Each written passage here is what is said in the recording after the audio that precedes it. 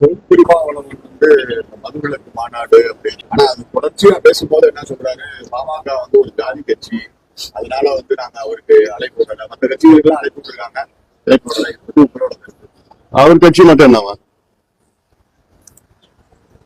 பாட்டாளி மக்கள் கட்சி சமூக நீதிக்காக தொடங்கப்பட்ட ஒரு கட்சி.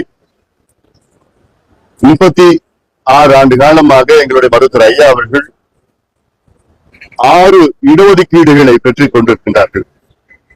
அந்த இடஒதுக்கீட்டில் இந்திய அளவிலே தாழ்த்தப்பட்ட, அதாவது பட்டியலின மக்களுக்கு இடஒதுக்கீட்டை பெற்றிருக்கின்றார் எங்களுடைய மருத்துவர் ஐயா அவர்கள். தமிழ்நாட்டில் அருந்ததியர் சமுதாயத்திற்கு உள்ஒதுக்கீடு பெற்று தந்திருக்கின்றார். சிறுபான்மை சமுதாயம், இஸ்லாமியர்களுக்கு உள்ஒதுக்கீடு பெற்று தந்திருக்கின்றார். எம்பிசி என்று 20 விழுக்காடு 115 சமுதாயங்களுக்கு இடஒதுக்கீடு பெற்று தந்திருக்கின்றார். மத்தியிலே ஆட்சியில் இருக்கின்ற நேரத்திலே இதர பிற்படுத்தப்பட்ட மக்கள் ஓபிசி அவர்களுக்கு இந்திய அளவில் 27 விழுக்காடு கல்வி நிலையங்களில் பெற்றுக் கொண்டிருக்கின்றார். இப்படி எங்கள் கட்சி சமூக நீதிக்காகவும், நீர் மேலாண்மைக்காகவும், வேளாண் வளர்ச்சிக்காகவும், இலவச தரமான கல்விக்காகவும், அனைவருக்கும் நல்ல தரமான மருத்துவத்திற்காகவும், நேர்மையான ஆட்சிக்காகவும், எல்லாவற்றுக்கும் மேல் மது ஒழிப்புக்காகவும், புகையிலை ஒழிப்புக்காகவும், கஞ்சா ஒழிப்புக்காகவும், குட்காவை நாங்கள் தடை செய்திருக்கின்றோம். இப்படி எல்லாம் எத்தனையோ சாதனைகள் செய்த கட்சியை தொடர்ந்து திருமாவளவன் அவர்கள் இழிவுபடுத்திக் கொண்டிருக்கின்றார். அது தவிர்க்க வேண்டும். எங்களாலும் பேச முடியும், அவங்க கட்சியை பத்தி தரவுருவா எங்களாலும் பேச முடியும். இதோட நிறுத்திக்குங்க. நீங்க மாநாடு நடத்தினா நடத்திட்டு போங்க. மது ஒழிக்கணும்னு எல்லாருடைய விருப்பம் தான். இந்தியாவில மது ஒழிக்கின்ற ஒரு மாநாடோ, ஒரு ஆர்ப்பாட்டமோ, ஒரு கூட்டமோ யார் நடத்தினாலும் நாங்க அதை ஆதரிப்போம். அந்த வகையிலே தான் திருமாவளவன் இது நடத்தினா நாங்க ஆதரிப்போம், அவ்வளவுதான். அதுல எங்களை அழைக்கிறாரு, கூப்பிட்டாரு, கூப்பிடல, அதெல்லாம் வேற. நாங்க யார் நடத்தினாலும் நாங்க ஆதரிப்போம். ஏன்னா இது எங்களுடைய அடிமட்ட, எங்க கட்சியினுடைய அடிமட்ட கொள்கை அது. ஆனாலும் இவங்க அந்த கட்சி, இவங்க இந்த கட்சி அப்படிலாம் பேசுறதுல அது நிறுத்திக்கணும். மது ஒழிப்புல நாங்க PhD படிச்சிருக்கிறோம். திருமாவளவன் அவர்கள் இப்பதான் LKG வந்திருக்கிறார். அவர் தான் இப்பதான் தொடங்கி இருக்கிறார். எங்க ஐயா கட்சி தொடங்குவதற்கு முன்பாகவே 1980 மது ஒழிப்பு கொள்கையை கடைபிடித்து வருகிறார்கள். எங்க ஐயாவால தான் இன்னைக்கு தமிழ்நாட்டில் அனைத்து கட்சி, திருமாவளவன் அவர்கள் கட்சியும் சேர்த்து திமுக, அதிமுக அத்தனை கட்சிகளும் மதுவை பத்தி பேசாத கட்சிகள் இன்னைக்கு மது விலக்கு கொள்கையை நாங்கள் கொள்கை ரீதியில ஏற்றுக்கொண்டிருக்கின்றோம் என்று. அதற்கு ஒரே காரணம் எங்களுடைய மருத்துவர் ஐயா அவர்கள் தான். தொடர்ந்து அவருடைய போராட்டம், ஆர்ப்பாட்டம் தான். பாட்டாளி மக்கள் கட்சியில கிட்டத்தட்ட இன்னைக்கு 15,000 பெண்கள் மட்டும் சிறைக்கு போயிருக்கிறாங்க மது ஒழிப்பு போராட்டத்தினால. அதாவது 100 கிடையாது, ஆயிரக்கணக்கான போராட்டங்கள், ஆர்ப்பாட்டங்கள், மாநாடுகள், வழக்குகள், நீதிமன்றம், சட்டமன்றம் எத்தனையோ நாங்க நடத்திட்டு இருக்கிறோம்.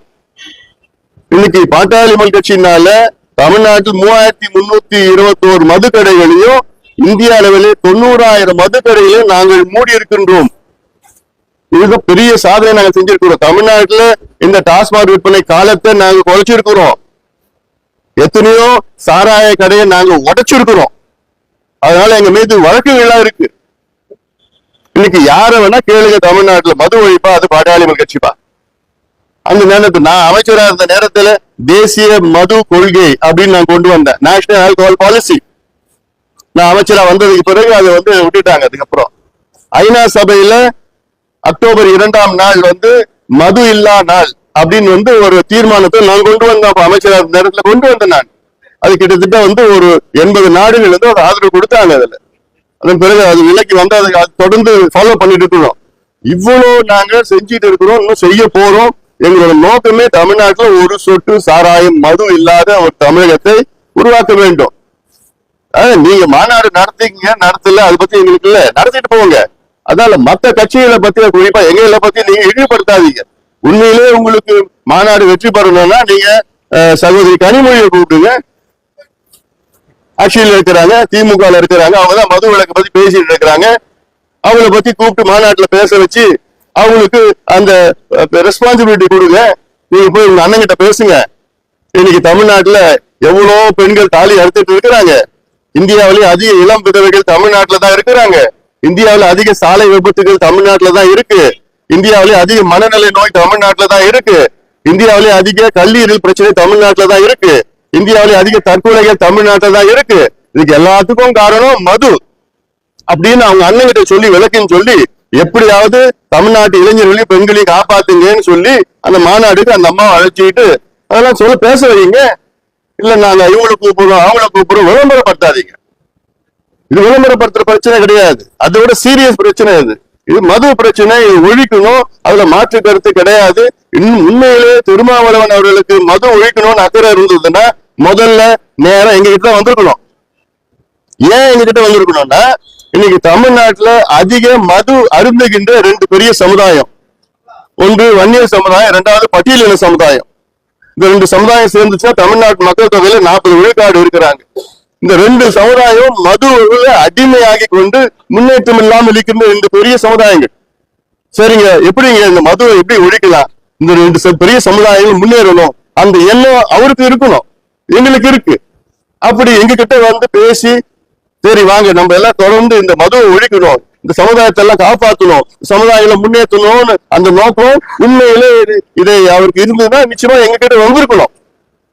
ஆனா இதுல நான் எதை மாநாடு நடத்தணும், அவங்களுக்கு கூப்பிடுறவங்க யார் வேணா கூப்பிட்டு போங்க, எங்களை இழிவுபடுத்தாது. டெய்லி தமிழ்நாடு அரசியல்ல சர்ச்சைகள் நடந்துட்டே இருக்கு. நேற்று கூட அந்த நிர்மலா சீதாராமன் பேசினதுக்கு அன்னபூர்ணா ஹோட்டல் அவர் போய் மன்னிப்பு கேட்டிருக்காரு.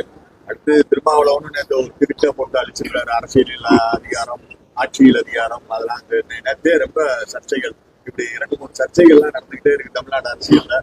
இது எந்த உங்களுக்கு நல்லது தானே, பாமகவும் ஊடக நண்பர்கள் நல்லது தானே, விவாதம் நடக்குது, சர்ச்சையை ஏற்படுத்துறாங்களா?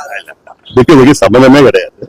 அதாவது நிதியமைச்சர் நிர்மலா சீதாராமன் அவர்கள் நல்ல எண்ணத்துலதான் கோயம்புத்தூர்ல கூட்டம் நடத்தினாங்க.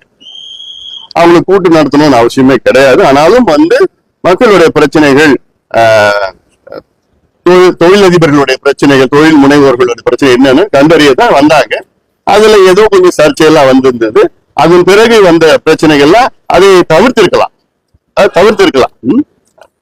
அடுத்தது சொல்றது திருமாவளவன் வந்து ஒரு வீடியோ போட்டாரு, பதிவு போட்டார்ல, அது என்னை பொறுத்த வரைக்கும் அது சரியான பதிவா தான் நான் பாக்குறேன். சரிதான், ஏன் ஆட்சி அதிகாரத்துல கேட்க கூடாது? அது என்ன தப்பு?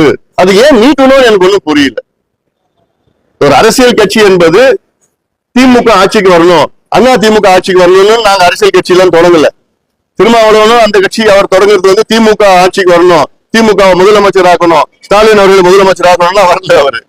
அவரு ஆட்சிக்கு வரணும், அவங்க கட்சியினுடைய கொள்கைகள் அமல்படுத்தணும்னா எல்லா கட்சியும் தொடங்குறாங்க. அந்த வகையில தான் அவர் போட்ட பதிவு தான் சரியான பதிவு. அது நீக்கினதுதான் சரியில்லை. ஏதோ திமுக கோவப்படுவாங்களா, அப்படி கோச்சிப்பாங்களா, என்னது? அதனால இது எல்லாமே ஆட்சியில அதிகாரம் வேணும். ஏன்னா நாம் பார்த்துட்டோம், 67 ஆண்டுகள் 2 கட்சிகள் ஆட்சி செய்து இன்னைக்கு என்ன செய்யணும்னு தெரியாது செய்து கொண்டிருக்கின்றார்கள். தமிழ்நாட்டின் நிலை மிக பாவமா இருக்கு, மோசமா இருக்கு. முதலீடு குறைஞ்சிருக்குது, 4வது இடத்துல இருந்து 6வது இடத்துக்கு வந்துட்டு இருக்கிறோம். ஒரு பட்டியல்ல இருந்து பட்டியல்ல இல்ல தமிழ்நாடு. இப்போ கேரளா வந்து கிட்டத்தட்ட 27வது இடத்துல இருந்து இன்னைக்கு கேரளா முதல் இடத்துல வந்திருக்கு. தமிழ்நாட்டுல வந்து 4வது இடத்துல இருந்தது, இன்னைக்கு இன்னொரு பட்டியல்ல இல்லவே இல்லை. இந்த நிலையில லஞ்சம், ஊழல் ஊழல் ஊழல், எங்க பார்த்தாலும் லஞ்சம் ஊழல், கொலை நடக்குது தினம். அது காரணம் இந்த மது, இந்த கஞ்சா, இந்த போதை பொருட்கள், இங்க பார்த்தாலும் நடந்துட்டு இருக்குது. பள்ளிக்கூடத்துல இந்த மாதிரி எண்ணங்கள் மாணவர்கள் மத்தியில அது பரவாயில்ல இருக்கிறதோ, திட்டுறதோ, அந்த ஜாதி பெயர்ல பிரச்சனைகள் நிறைய இருக்குது. அதெல்லாம் நிச்சயமாக இதுல முதலமைச்சர் கவனம் செலுத்தணும். மத்திய அரசோட கூட்டணியில இருக்கீங்க, நாடு முழுவதும் மது ஒழிப்புன்றது அவங்க கோரிக்கை வைப்பீங்க? நிச்சயமா வைப்போம், தொடர்ந்து வச்சுட்டு இருக்கிறோம். நாடாளுமன்றத்துல பல முறை நாங்க பேசி இருக்கிறோம். குஜராத்ல நடந்தது இந்தியாவில கொண்டு வாங்க. அதே நேரத்தில் அரசியல் சாசனத்துல ஆர்டிகல் 47 ஆஃப் தி கான்ஸ்டிடியூஷன் என்ன சொல்லுதுன்னா, ஒவ்வொரு மாநிலமும் பூரண மது விலக்கை அமல்படுத்த வேண்டும். Every state should have total alcohol abolition of alcohol policy இருக்கு அதுல. ஆனாலும் அந்த மது என்பது மாநில பட்டியலில் இருக்கு. மாநில அரசு செய்யணும். மாநில பட்டியல் இருக்கு, மாநில அரசு செய்யணும் அது. அதனால இதையெல்லாம் நிச்சயமாக எல்லா மாநிலங்களிலும் செய்யணும். அட்லீஸ்ட் கொஞ்சம் படிப்படியா கொண்டு வாங்க. இப்ப திடீர்னு ஒரே நாள்ல மூடுறதுக்கு வந்து பிராக்டிகலி யதார்த்தமா பிரச்சனைகள் இருக்கு. ஏன்னா இப்ப மது நோயாளிகள் இருக்கிறாங்க, தீவிர மது நோயாளிகள், அவங்க 10% இருக்கிறாங்க. இப்போ 100 பேர் குடிக்கிறாங்கன்னா அதுல 10 பேர் வந்து தீவிர மது நோயாளிகள். மீதி 90 பேர் வந்து ஏதோ அப்பப்போ வந்து ஹேபிச்சுவல் ட்ரிங்கர் கிடையாது, அவங்க ஒகேஷனல் ட்ரிங்கர் தான். இந்த 10 பேருக்கு என்ன பண்ணணும், அவங்களுக்கு வந்து ரீஹாபிலிட்டேஷன் சென்டர் அவங்களுக்கு செஞ்சுட்டு தான் இந்த டிசிஷன் எல்லாம் எடுக்கணும். நீதிமன்றமே அந்த மாதிரி மறுவாழ்வு மையம் வைக்கணும்னு சொல்லி இது நாங்க 15 வருஷமா சொல்லிட்டு இருக்கோம். இது வந்து பெரிய அப்படியே திட்டம் போட்டு கண்டுபிடிக்கிறது பெருசா ஒண்ணு கிடையாது. இதெல்லாம் இருக்கிறது, எவ்வளவு திட்டங்கள் இருக்குது, யோசனைகள் இருக்கு, ஆலோசனை எல்லாம் இருக்குது. அதுல அது செய்யணும். மாநில அரசுகளுக்கு அதிக வருமானம் ஈட்டக்கூடிய மதுபான ஆலைகள் இப்ப ஆளுங்கட்சியா இருக்க திமுக கூட்டணி இருக்காரு திருமாவளவன். ஆனா மது ஒழிப்பு மாநாடு நடத்துறாரு. இது மாநாடு நடத்துற மூலியமா வந்து தமிழகத்துல மது ஒழிப்பு நம்பிக்கை இல்லை. உங்களோட கருத்து? இல்ல, இப்போ அவரு என்னன்னா, இப்போ கள்ளக்குறிச்சியில கள்ளச்சாராயம் பிறகுதான் அவருக்கு இந்த பாதிப்பு தெரிஞ்சிருக்குது. எங்களுக்கு எல்லாம் இந்த பாதிப்பு 45 ஆண்டு காலம் எங்க ஐயாவுக்கு தெரிஞ்சிருக்கு. நாங்க எத்தனையோ மாநாடுகள், ஒவ்வொரு மாவட்டத்திலயும் ஆயிரக்கணக்கான பெண்களை வச்சுக்கிட்டு நாங்க மது ஒழிப்பு மாநாடு நடத்திட்டு, பெண்கள் வச்சு நடத்திட்டு. இது இல்லாம போராட்டங்கள் சாதாரண போராட்டங்கள் கிடையாது. சொல்லிருக்கல 15,000 எங்க கட்சி பெண்கள் ஜெயிலுக்கு போயிருக்கிறாங்க. எங்க கட்சி பொருளாளர் வந்து திலகபாமா வந்து மது கடையை உடைச்சு கிட்டத்தட்ட 25 நாள் ஜெயில இருந்துக்கிறாங்க. அதனால எங்க கட்சியில் வரலாறு இருக்குது. அதனால இது மோசமான ஒரு பிரச்சனை. அது இப்ப கள்ளக்குறிச்சி இந்த கள்ளச்சாராய சாவுல கிட்ட 67 பேர் இறந்திருக்கிறாங்க. அதுல 62 பேர் பட்டியலினத்தை சார்ந்தவர்கள். அப்போதான் அவருக்கு தெரிஞ்சிருக்கிறார். இது வந்து இது அரசியலோ இதெல்லாம் இந்த நோக்கம் பார்க்க வேண்டாம். இது ஒரு மோசமான முக்கியமான தமிழகத்தினுடைய பிரச்சனை. இது அத்தனை கட்சியிலும் சேரணும். இதுல வருமானம் வருதுன்னா தமிழ்நாடு அரசு வந்து மதுவை விக்கல, மதுவை திணிக்கிறாங்க. விக்கிறது வேற, திணிக்கிறது வேற. ஒரு டார்கெட் வச்சிருக்கிறாங்க. இந்த ஆண்டு வந்து 44,000 கோடி தான், அடுத்த ஆண்டு 50,000 கோடி வரணும்னு. அவங்களுக்கு என்ன வருத்தம்னா, அடுத்த ஆண்டு 50,000 கோடி வரல, 49,000 கோடி தான் வந்தது. அது ஒரு வருத்தமா அதுல. அப்புறம் என்ன பண்ணிட்டாங்க, அடுத்த ஆண்டு என்ன பண்ணிட்டாங்க, கடந்த ஆண்டு என்ன பண்ணிட்டாங்க, 50,000 55,000 எப்படியாவது கொண்டு வரணும்னு சொல்லி கொண்டு வந்துட்டாங்க. இதை விட ஒரு கேடுகட்ட டார்கெட் என்ன இருக்கு? சரி, நான் திருமாவளவன் அவர்கள் முன்னொரு கேள்வி கேட்கிறேன். நீங்க மது ஒழிக்கணும்னு சொல்றீங்க, எதுக்கு மது ஆலை உரிமை